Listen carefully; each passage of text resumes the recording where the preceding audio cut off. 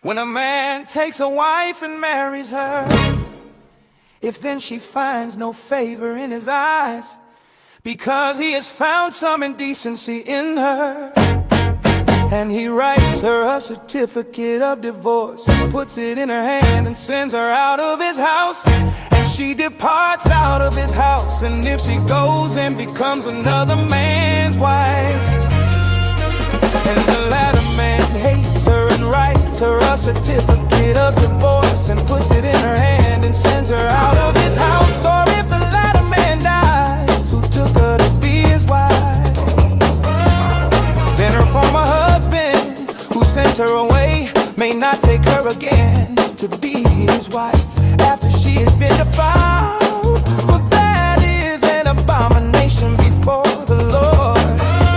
And you shall not bring sin upon the land that the Lord your God is giving you for an inheritance. When a man is newly married, he shall not go out with the army or be liable for any other public duty. He shall be free at home 1 year to be happy with his wife whom he has taken.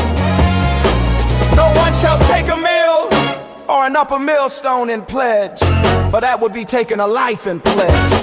If a man is found stealing one of his brothers of the people Israel, and if he treats him as a slave or sells him, then that thief shall die. So you shall purge the evil from your midst. Take care in a case of leprous disease to be very careful to do according to all that the Levitical priests shall direct you, as I commanded them, so you shall be careful to do.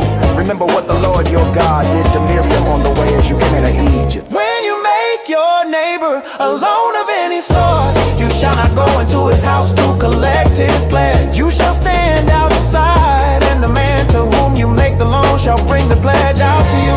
And if he is a poor man, you shall not sleep in his pledge. You shall restore to him the pledge as the sun sets, that he may sleep in his cloak and bless you.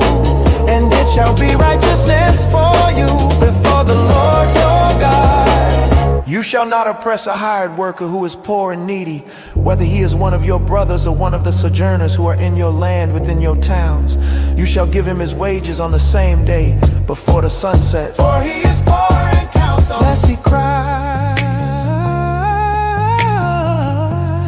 and you be guilty of sin. Fathers shall not be put to death because of their children, nor shall children be put to death because of their fathers. Each one shall be put to death for his own sin. You shall not pervert the justice due to the sojourner, or to the fatherless, or take a widow's garment and pledge. But you shall remember that you were a slave in Egypt, and the Lord your God redeemed you from there. Therefore I command you to do this. When you reap your harvest in your field and forget a sheep in the field, you shall not go back to get it. It shall be for the sojourner, the fatherless, and the widow, that the Lord your God may bless you in all the work of your hands. When you beat your olive tree, you shall not go over them again. It shall be for the sojourner, the fatherless, and the widow. When you gather the grapes of your vineyard, you shall not strip it afterwards. It shall be for the sojourner, the fatherless, and the widow. You shall remember that you were a slave in the land of Egypt. Therefore I command